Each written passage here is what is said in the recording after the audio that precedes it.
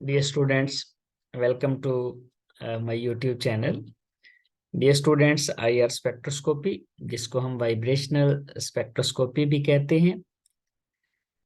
IR spectroscopy में हम देख रहे हैं कि जो डिफरेंट क्लासेस हैं उनकी प्रोमिनेंट पीक्स कहाँ कहाँ आती हैं। कैसे हम IR स्पेक्ट्रम देखकर आइडिया लेंगे कि ये कौन सी क्लास है, इसमें कौन कौन से ग्रुप्स मौजूद हैं। आज के लेक्चर में हम डिस्कस करेंगे अमाइंस को। और अमाइंस में क्या क्या देखेंगे। पहली बात देखेंगे कि अमाइंस और अल्कोहल्स में कैसे डिफरेंशिएट करते हैं, क्योंकि दोनों में हाइड्रोजन बॉन्डिंग है और दोनों की जो हाइड्रोजन बॉन्डिंग की यानी NH और OH पीक्स की रेंज भी करीब करीब है। एक बात। दूसरा हम देखेंगे कि हम प्राइमरी, सेकेंडरी और टर्शियरी अमाइंस में कैसे डिफरेंशिएट कर सकते हैं। और तीसरी बात, हम एलिफैटिक अमाइंस को एरोमेटिक अमाइन से कैसे डिफरेंशिएट करते हैं। तो सबसे पहले हम अमाइंस में देखते हैं इनकी NH स्ट्रेचिंग। NH स्ट्रेचिंग की जो रेंज है वो 3300 से 3500 ये रेंज बनती है। फ्रीक्वेंसी की रेंज 33 से 3500 की रेंज में है। अब ये जो पीक्स आती हैं इससे थोड़ा सा ऊपर और इसी रेंज में अल्कोहल्स की पीक आती हैं। फिर फर्क कैसे करेंगे। एक्चुअली इनकी जो पीक्स आती हैं वो वीकर होती हैं और दूसरी बात वो शार्पर होती हैं। यानी एक तो अगर आपको याद हो जब हमने अल्कोहल का स्पेक्ट्रम डिस्कस किया था तो अल्कोहल्स में इस तरह से बड़ा ब्रॉड सिग्नल आता है और इसकी इंटेंसिटी भी अच्छी होती है, एब्जॉर्प्शन भी ज्यादा होती है। लेकिन अमाइंस में जो पीक्स आएंगी एक तो उनकी इंटेंसिटी कम होगी और दूसरा वो शार्प भी होंगी, इतनी ब्रॉड पीक्स नहीं आएंगी। तो इस तरह से हम अल्कोहल्स और अमाइंस में डिफरेंशिएट कर सकते हैं। अब अगर प्राइमरी अमाइंस को देखें तो इनमें दो पीक्स आती हैं। यानी अगर प्राइमरी अमाइंस की बात करेंगे तो यहाँ पर दो पीक्स आएंगी, एक आएगी 3300 पे और दूसरी आएगी 3400 पे। इस तरह से ये प्राइमरी अमाइंस की पीक्स बनेगी, 3300 और 3400। अब जो 3400 पे है ये ज्यादा एनर्जी वाली है। This is due to asymmetric stretch. ये एसिमेट्रिक स्ट्रेच की वजह से है क्योंकि इसमें डाइपोल मूवमेंट में ज्यादा चेंज आता है जिसकी वजह से इसकी फ्रीक्वेंसी ज्यादा है। जबकि ये वाली पीक जो है दिस इज सिमेट्रिक स्ट्रेच। ये सिमेट्रिक स्ट्रेच की वजह से है। तो प्राइमरी माइंस में दो पीक्स आनी है, 3300 और 3400, क्योंकि इसमें दो एच हैं प्राइमरी माइन में, NH2 है। तो अगर तो सिमेट्रिक स्ट्रेच आएगा दोनों हाइड्रोजन का तो फिर आएगी 3300 पे। और अगर एसिमेट्रिक स्ट्रेच यानी एक बॉन्ड की लेंथ ज्यादा हो रही दूसरे की कम तो फिर 3400 पे आएगा। अब सेकेंडरी माइंस में चूंकि एक ही एच होता है, NH, तो इसका मतलब है यहाँ पर एक ही पीक आएगी, एक वीक पीक आएगी, क्योंकि सेकेंडरी माइन में सिर्फ NH ग्रुप होता है, बाकी दोनों अल्काइल ग्रुप होते हैं। तो इसका मतलब है इसमें एक ही पीक आएगी। और फिर टर्शरी माइंस में कोई पीक नहीं आएगी इस रेंज में, क्योंकि टर्शरी माइंस में यहाँ पर N के साथ कोई H नहीं होता। अगर हमारे पास एरोमेटिक सेकेंडरी अमाइंस आ जाएं तो उनकी भी एक ही पीक होती है सेकेंडरी अमाइंस में, लेकिन वो इस पीक से स्ट्रांग होती है। वजह क्या है, उसमें ये वैल्यू ज्यादा क्यों आती है। यानी जो एलिफेटिक सेकेंडरी अमाइन है वो 3300 है, एरोमेटिक में 100 का फर्क पड़ जाता है, फ्रीक्वेंसी बढ़ जाती है। एक्चुअली जो एरोमेटिक होते हैं, फॉर एग्जांपल ये फिनाइल रिंग के साथ NH अटैच है, तो ये जो इसका लोन पेयर है नाइट्रोजन का वो रेजोनेंस में आ जाता है, जिसकी वजह से हाइड्रोजन बॉन्डिंग यहाँ पर कम हो जाती है। और हाइड्रोजन बॉन्डिंग कम होगी तो इसका मतलब है फ्रीक्वेंसी बढ़ जाएगी। हम पहले काफी लेक्चर्स में ये बात डिस्कस कर चुके हैं। हमने फैक्टर्स में भी जब फैक्टर पढ़े थे हाइड्रोजन बॉन्डिंग का फैक्टर बहुत डिटेल से डिस्कस किया था कि जितनी ज्यादा हाइड्रोजन बॉन्डिंग होती है उतनी ही फ्रीक्वेंसी कम हो जाती है और उसका फोर्स कांस्टेंट भी कम हो जाता है, क्योंकि हाइड्रोजन बॉन्ड स्ट्रांग होने से मुराद होता है, फॉर एग्जांपल ये हाइड्रोजन है, ये अपना हाइड्रोजन बॉन्ड स्ट्रांग बनाता है। तो जब ये बॉन्ड स्ट्रांग होता है, ये वाला हाइड्रोजन बॉन्ड, जितनी ज्यादा हाइड्रोजन बॉन्डिंग होती जाएगी, यहाँ पर हाइड्रोजन बॉन्डिंग होने की वजह से उसकी जो फ्रीक्वेंसी है, और फ्रीक्वेंसी के साथ साथ उसकी जो फोर्स कांस्टेंट है वो कम होता जाएगा, हाइड्रोजन जितना बढ़ता जाएगा। तो हाइड्रोजन बॉन्डिंग की स्ट्रेंथ ज्यादा होने से ये वाला जो बॉन्ड है, कवलेंट बॉन्ड है, ये वीक होता है, और वीक होने से मुराद है इसकी स्ट्रेचिंग फ्रीक्वेंसी नीचे आ जाएगी।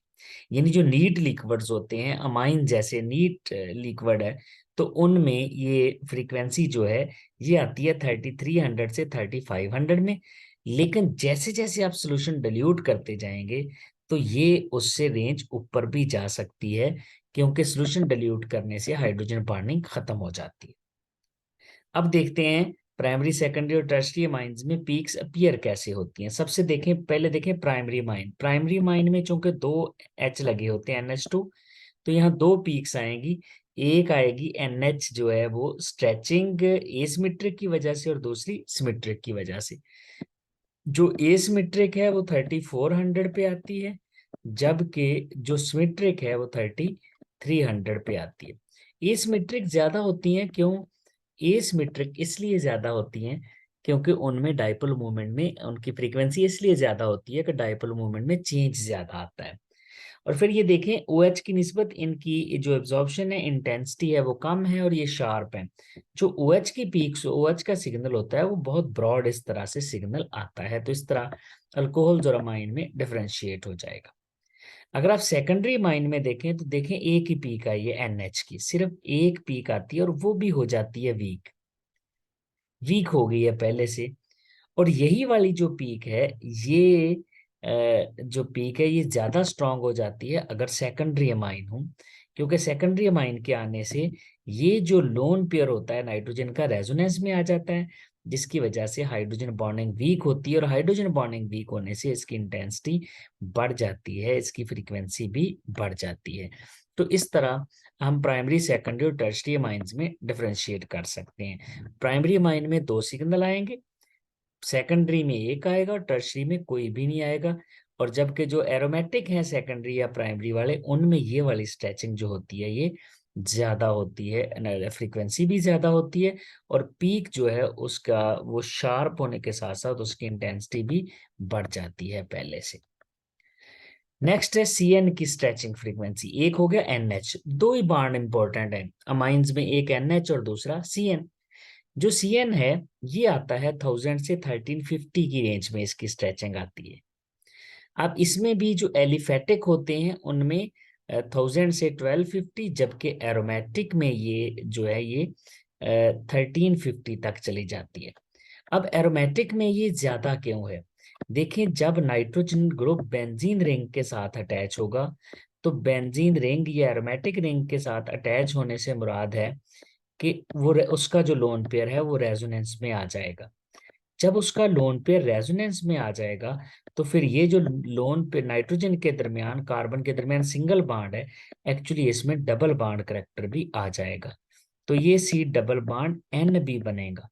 तो चूंकि रेजोनेंस की वजह से C सिंगल बॉन्ड N में C डबल बॉन्ड N का करैक्टर आ जाता है, तो रिजल्ट क्या निकलता है? ये बॉन्ड पहले से स्ट्रांग हो जाता है, और इस बॉन्ड के पहले से स्ट्रांग होने की वजह से इसकी जो फ्रीक्वेंसी है वो बढ़ जाती है as compare to aliphatic amines. तो ये एरोमेटिक और एलिफेटिक अमाइन जो है उनमें हम यहाँ पर डिफरेंशिएट कर सकते हैं CN की स्ट्रेचिंग की वजह से।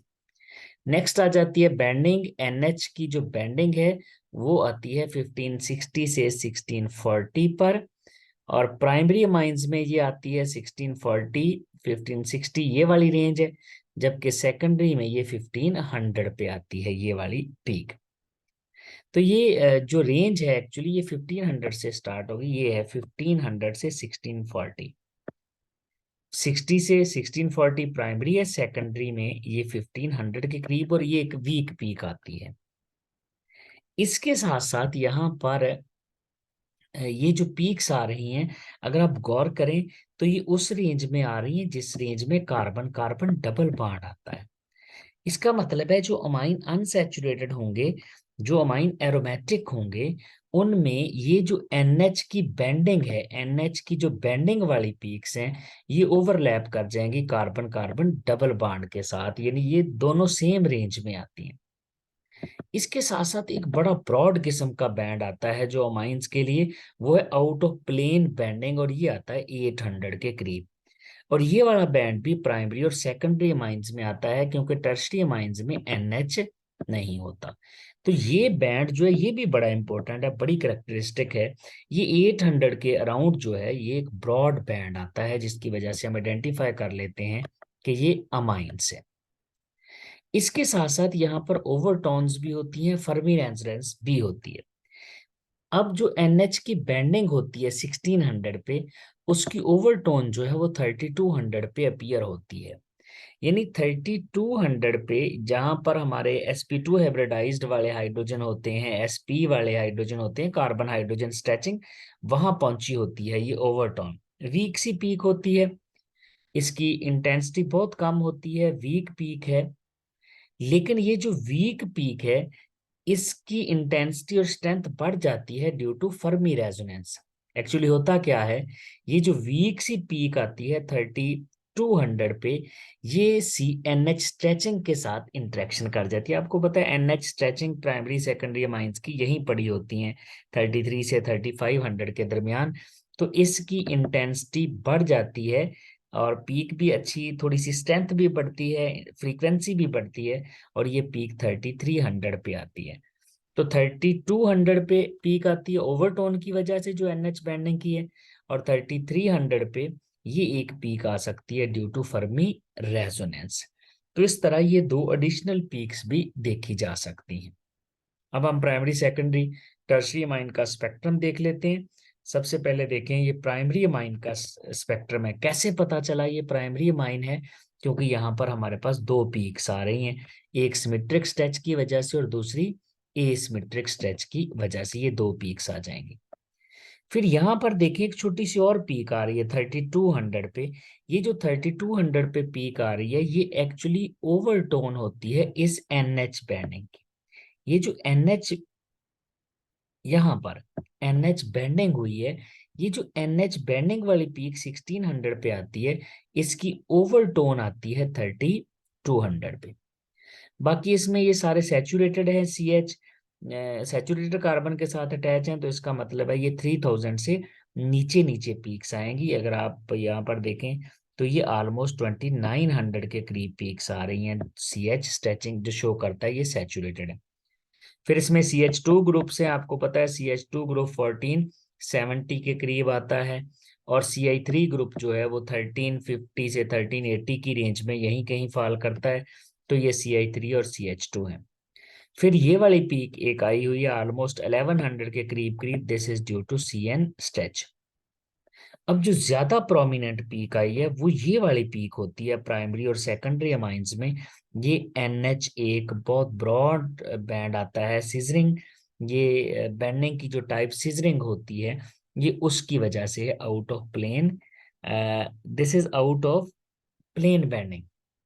NH की आउट ऑफ प्लेन बैंडिंग की वजह से यहाँ पर जो है ये एक ब्रॉड बैंड आता है। ये प्राइमरी और सेकेंडरी माइंस में आता है, जिसकी वजह से हम इनको बाकी क्लासेस से इजीली डिफरेंशिएट कर सकते हैं। अब अगर आप सेकेंडरी माइंस में देखेंगे तो ये एक पीक रह जाएगी यहाँ पर जो 3300 की रेंज में आ रही है। जैसा कि ये स्पेक्ट्रम देखें, ये सेकेंडरी माइन का स्पेक्ट्रम है, तो इसमें यहाँ पर एक ही पीक आ रही है। सारे के सारे सैचुरेटेड कार्बन है, तो ये जो CH स्ट्रेच आएगा ये 3000 से नीचे नीचे आ जाएगा। ये देखें यहाँ पर 2800 है, और ये यहाँ पर आ रही है, पीक यहाँ पर आ रही है, तो इसका मतलब है ये 3000 से नीचे नीचे है। बाकी एक ब्रॉड सा बैंड ये देखें 800 के करीब ब्रॉड बैंड, 800 के अराउंड आने से मुराद होता है ये अमाइन है। बाकी पीक वही है, CN स्ट्रेच आएगा, CN स्ट्रेच जो है वो 1000 से 1350 तक चले जाता है, और फिर यहाँ पे CH2 और CI3 बैंड आ जाएंगे। ये एक CH2 के लिए है और दूसरा CH3 के लिए है। तो इस तरह हम जो है वो प्राइमरी और सेकेंडरी अमाइन में डिफरेंशिएट कर लेंगे। अब टर्शरी अमाइन में इधर से भी NH गैप हो जाएगा, इस साइड से भी NH गैप हो जाएगा। तो टर्शरी अमाइन के स्पेक्ट्रम में इनमें से कोई पीक नहीं आएगी। जैसा कि आप देखें, ये वाला एरिया जो है, ये इसमें कोई पीक नहीं आ रही है, इसका मतलब है ये टर्शरी अमाइन है। और 800 की रेंज में भी जो बड़ा ब्रॉड बैंड आता है वो भी यहाँ से वैनिश हो जाएगा। तो ये इससे हम आइडेंटिफाई कर लेंगे कि ये टर्शरी अमाइन है। बाकी वही है, सी एन स्ट्रेच है, और इसके बाद CH3 और CH2, यानी बाकी तो सारी पीक्स वही अल्केन वाली रह जाती हैं। यानी अगर अल्केन में और अमाइंस में आप फर्क देखना चाहें तो वो NH वाली जो पीक है बेंडिंग और स्ट्रेचिंग, और दूसरा CN वाली पीक है। बाकी CH और CC बांड तो वही हैं जैसा कि अल्केन्स में होते हैं। फाइनली एरोमेटिक अमाइंस का अगर स्पेक्ट्रम देखें तो इसमें चूंकि एक ही NH एक ही H है, तो यहाँ पर ये देखें सिंगल पीक आई है। लेकिन चूंकि इसका लोन पेयर रेजोनेंस में आ जाता है और हाइड्रोजन बॉन्डिंग वीक हो जाती है, हाइड्रोजन बॉन्डिंग वीक होने की वजह से इस बॉन्ड की जो इंटेंसिटी है, एब्जॉर्प्शन है, वो ज्यादा हो जाएगी। ये जो सारा एरिया है ये CH स्ट्रेचिंग के लिए है। और यहाँ पर CH स्ट्रेचिंग दो तरह की है, एक सैचुरेटेड वाला कार्बन CH3 वाला, और दूसरे ये रिंग वाले। तो यहाँ पर दोनों तरह से पीक्स आएंगी, एक 3000 से ऊपर वाली पीक्स भी आएंगी और फिर 3000 से नीचे वाली पीक्स भी आएंगी।